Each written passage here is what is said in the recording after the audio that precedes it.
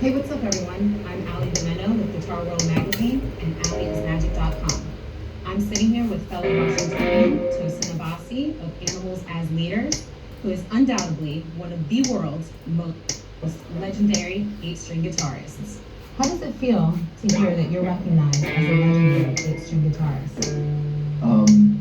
It's cool. It's not a huge community of 8-string players, so but I think it's awesome that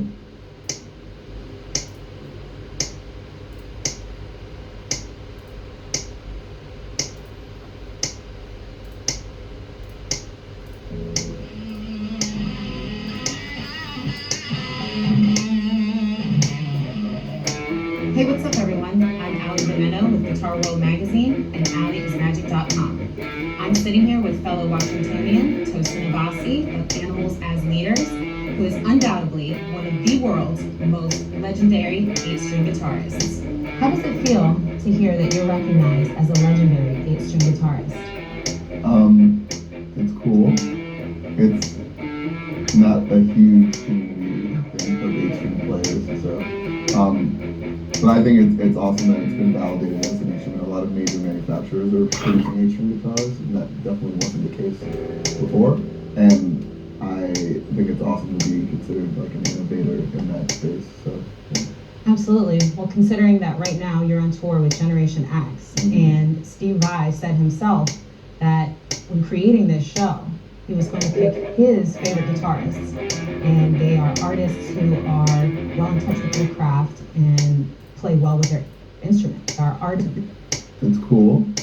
It's not a huge community, I think, of 8-string players. So, but I think it's awesome that it's been validated as an instrument. A lot of major manufacturers are producing 8-string guitars, and that definitely wasn't the case before. And I think it's awesome to be considered like an innovator in that space.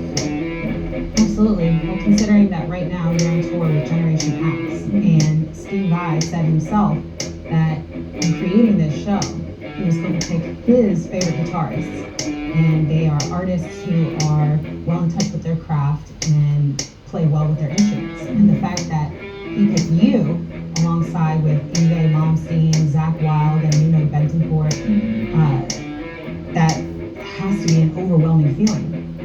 Yeah. It's like beyond an honor. Steve is a huge influence on me as a player, and beyond his music, I mean, he innovated in the guitar space as well. Like, there's tons of products that he uses at the center. Like, the idea that you could have more than 6 strings on like a guitar, you could credit Steve with bringing that to the mainstream. And so, to be selected amongst everyone else on this tour, it was just, I remember when he first called me, I definitely these dudes are, guys that I learned to play guitar watching.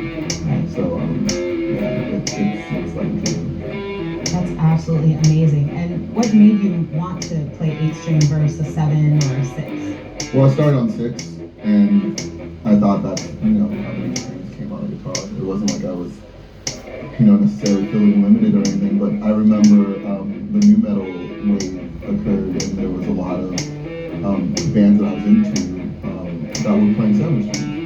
And I think, Steve creating the universe with Ibanez, and guys like John Petrucci playing it, and Steve playing it with Whitesnake and on his own compositions, and then it filtering into bands like Korn and stuff like that. So it entered my sphere through that, and then I started getting into more advanced guitar playing, and discovered Dream Theater and Steve Vai, and so the 7-string became the next step.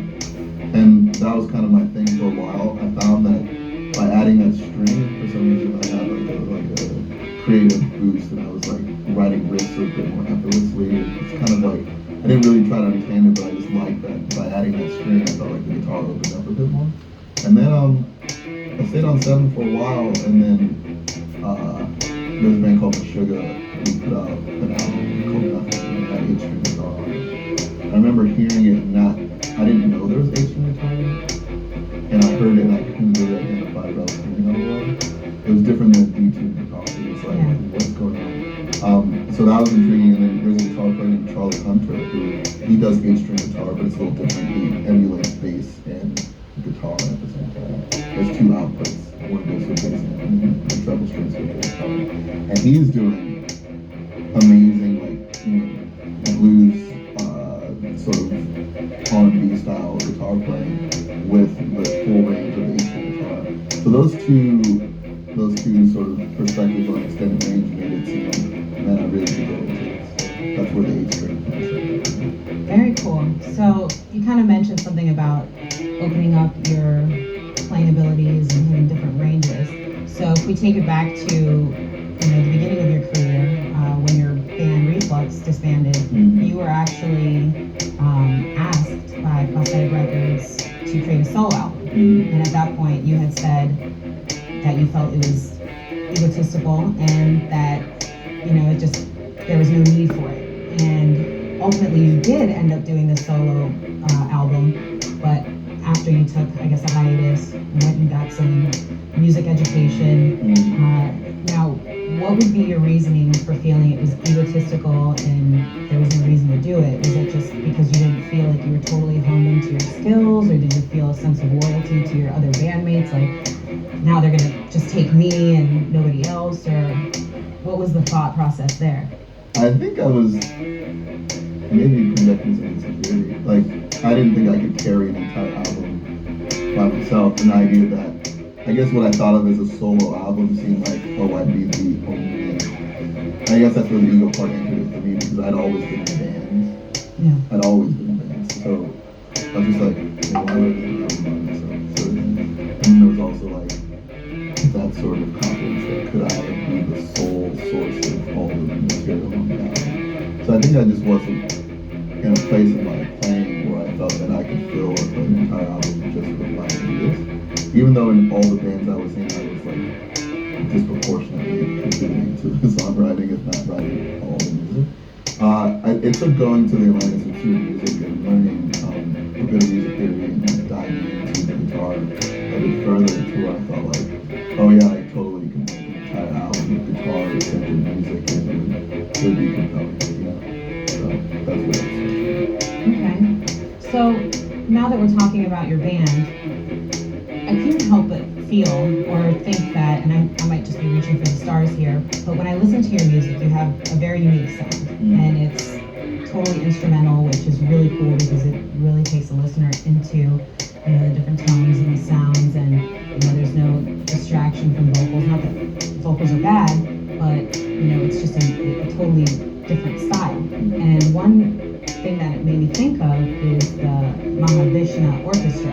Are you familiar with them? Okay, so for those that don't know what the Mahavishnu Orchestra is, it's they were very popular 70s and 80s in their fusion jazz rock. And I almost feel like your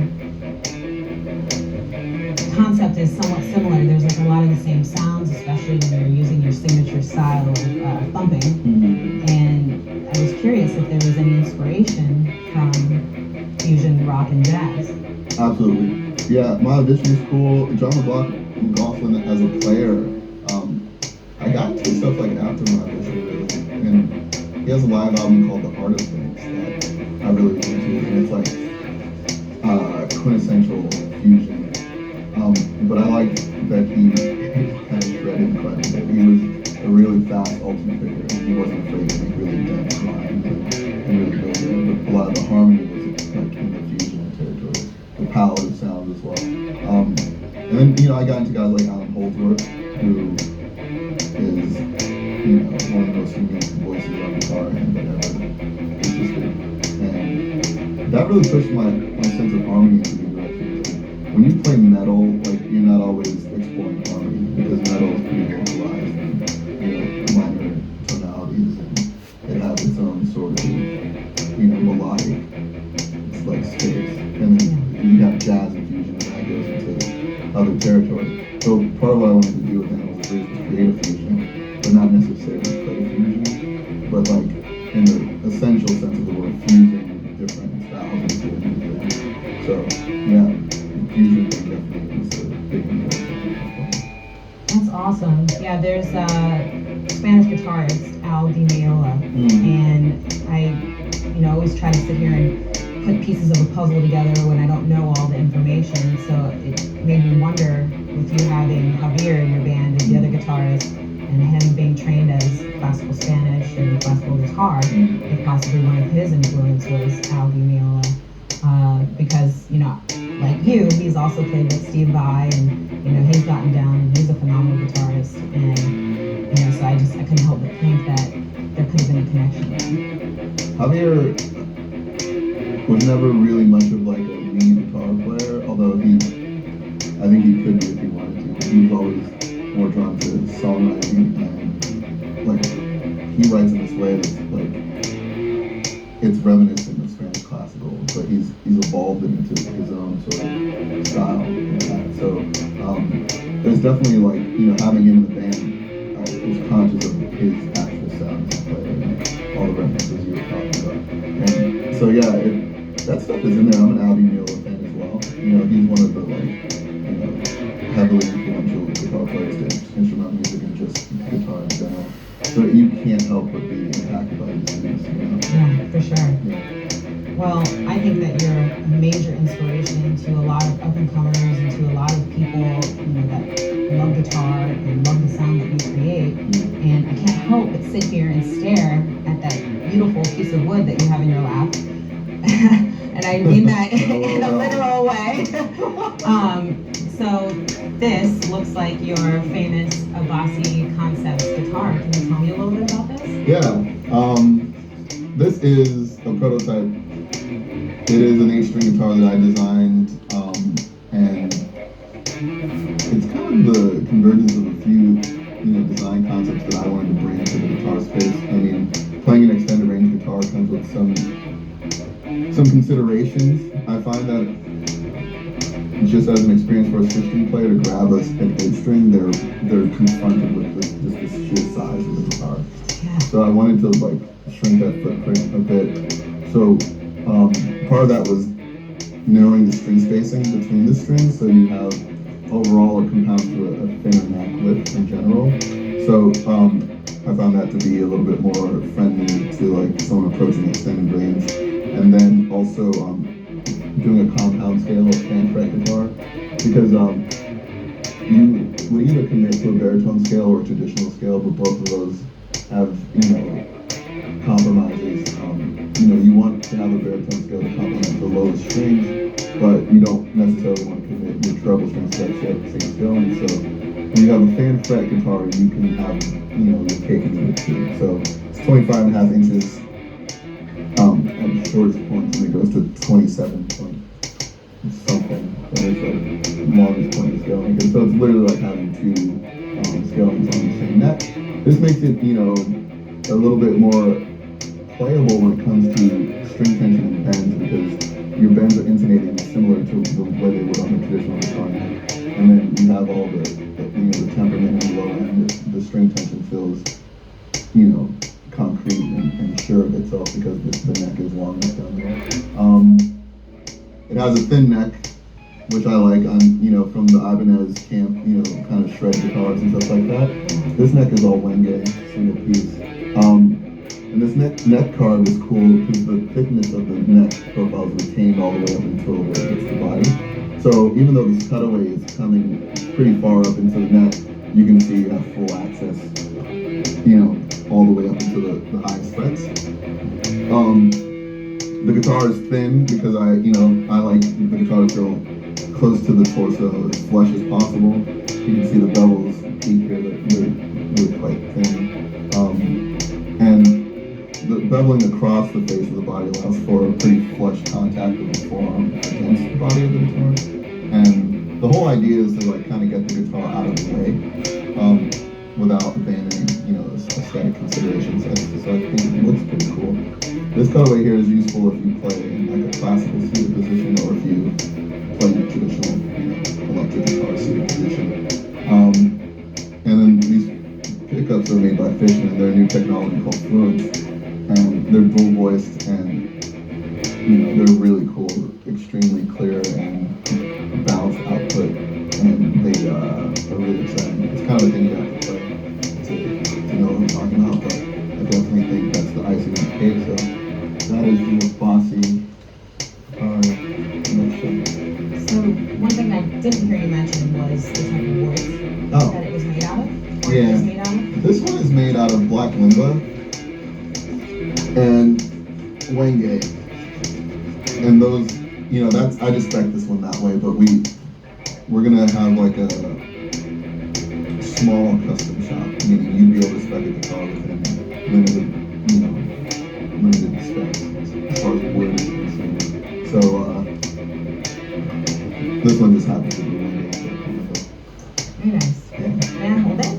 You may. I just want to kind of get a feel for this Tell me what here. you think. I mean, it's super light.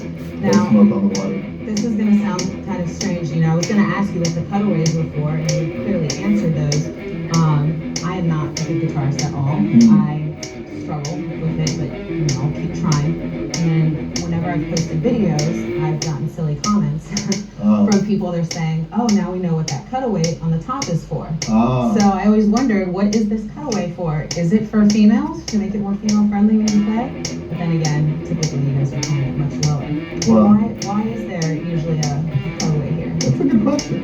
I think it's because the first guitars are that acoustic shape where there's, almost like the hips of the guitar, and then it comes in at that sort of contour there. And then we just never fully abandoned that general shape. So all guitars seem to have that dip and then the horn. But if you have booties, it's convenient as well. Yeah, I mean, it sits perfectly comfortable in there. So I'm going to hand you your baby back.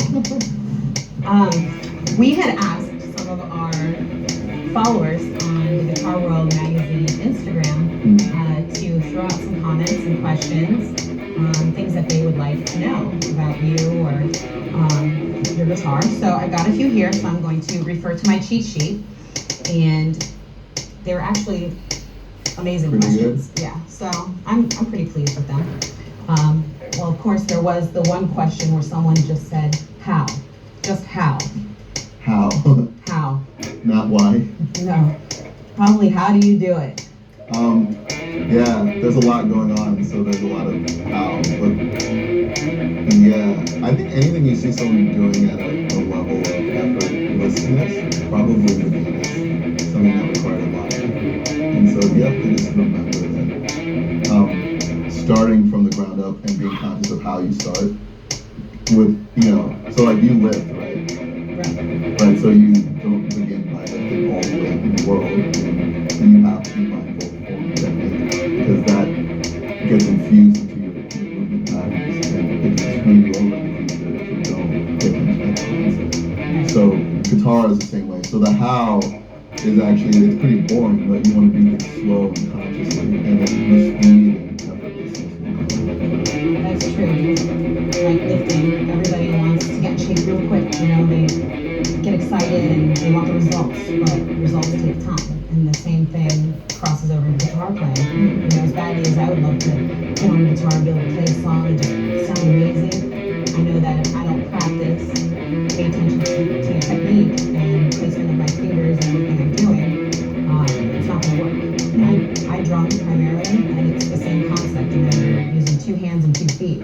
When you first get on there, it's like a train wreck or a car accident happening over and over. And until you can program muscle memory and train it in your mind, and that's when the flow comes. And so you can't ever, judge anybody by what they're doing because you don't know how they started.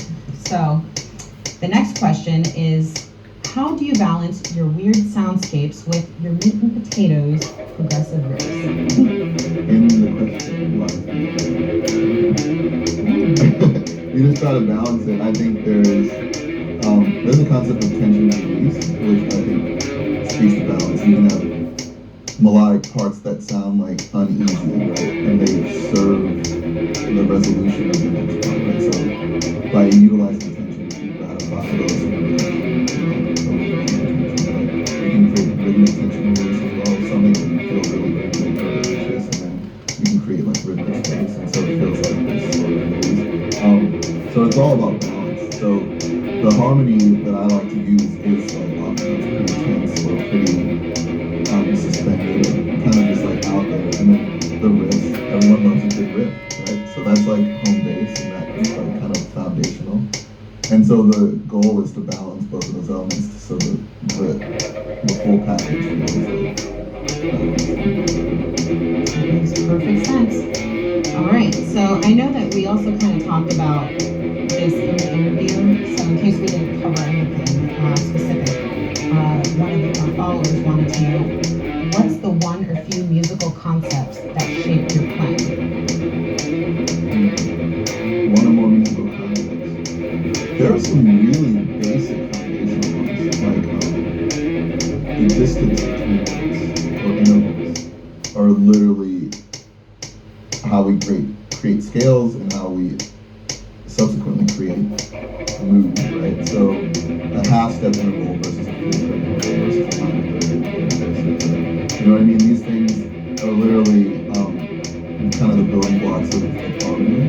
And so getting into that consciously as opposed to just feeling around the neck and being really aware of what, you know, an augmented fifth interval sounds like or a diminished third. These things gave me the tools to like consciously create colors and moods with them. But it's not like some crazy concept. It's literally like knowing the difference between a vowel and a consonant, and then you can create words. So, but music is so intuitive that a lot of people are self-taught and they just learn songs, but they're not getting forensic into why a dominant chord sounds really good before a second chord. You know what I'm saying? So like, there was a bit of that eventually I got into and helped me understand kind of.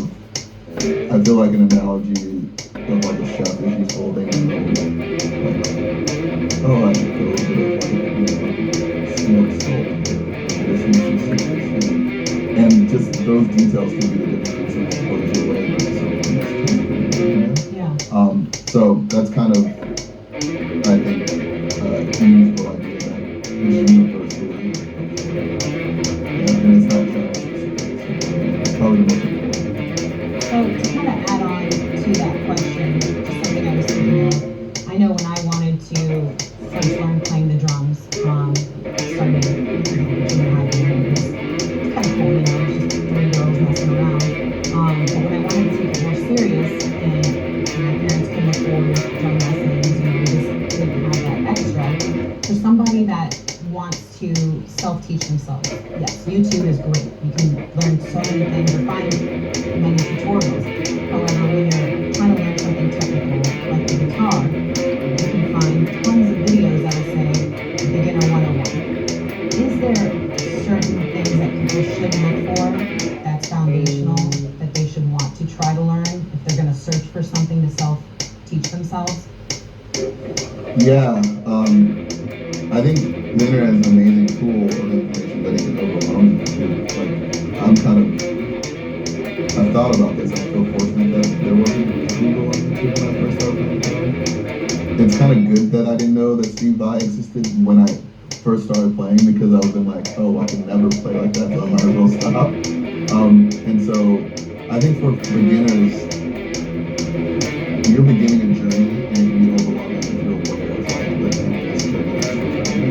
And so I think the old school approach of getting a teacher is actually, you can find a teacher who you feel like you can learn from. Their teaching style makes sense to you.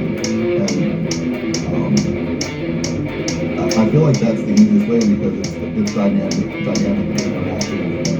It's different than like getting some sort of chart online or even watching a video that you can't actually interact with. And then sometimes sitting in a room with a teacher and you're struggling with something, they can literally just be like, oh, you just need to put on some pressure or try this, you know. And I think the learning curve of guitar is substantial enough that you definitely benefit from someone like in the room with you, kind of helping you to get past the first few hurdles. And then I think you can get to a point where you can self-learn pretty easily. But I think a teacher is kind of the still most like effective way of like beginning. But everyone's different, you know? Yeah, definitely. I've heard you mention in a previous interview that music, specifically metal, is in essence a different kind of emotional release for you. And you felt that a lot of people neglect in music today, focusing on the negative side of emotions, which is something that is important to release. And if your music is an expression of you releasing negative emotions and you're releasing it in a beautiful way, what else could you say about that? Yeah, I don't know if I would say like negative emotions per se, but like on the spectrum of emotions there are maybe depression or a bit of, I mean, everyone loves a good dance song or a good love song, and I feel like these sentiments they kind of dominate pop music, and so if you want more complexity out of your musical experience, like I feel like you have to turn away from pop music often. So metal to me has always been a really cool space that explored just different experiences that music can be. And even, I mean, honestly, I felt bands like Nirvana and Soundgarden, they were complex in what they were communicating. It wasn't metal, but it definitely was evocative of a lot of complex emotions that weren't just, love songs or party songs, you know what I mean? Yeah, so metal is cool for that reason. I don't know if it's not necessarily negative. I think most metal bands are pretty happy. Oh, I definitely agree, and I guess negative isn't the proper word to use, and that's probably what a lot of people refer to, aggression or frustration or anger, because they say, oh, you're being so negative today. And for me personally, I'll drive up to a location where I'm meeting friends and they'll say, oh, you're listening to that double music, or are you angry today? And I'm like, no, I'm in a great mood. They're actually singing about love right now. Just because they're screaming or you're hearing a bit.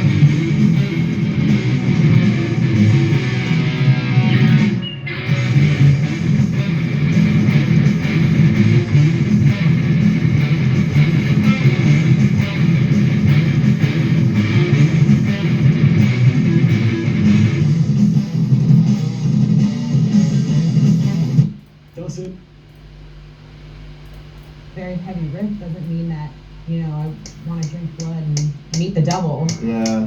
And I understood, like, to an outsider, metal seems like all that stuff. It's kind of complicated. They're all the same thing. Yeah, no, it's definitely. So, you are known, and everyone talks about this, for one of your home skills of drumming. Can you tell me what inspired you to create this particular campaign? How do you do this amazing talent? I was kind of watching under your fingers, and you've got a lot of business going on down there. Yeah, it's like the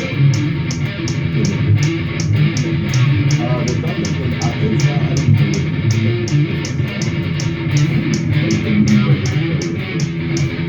taking flat, basic chords, elevated, so drumming describing their approach to it, and it's really based off of getting a down and upstroke out of your thumb. So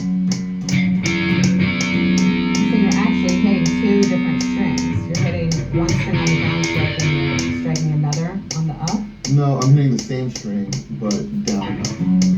The same way you would alternate pick. So like when you alternate pick, down and up, right? Well,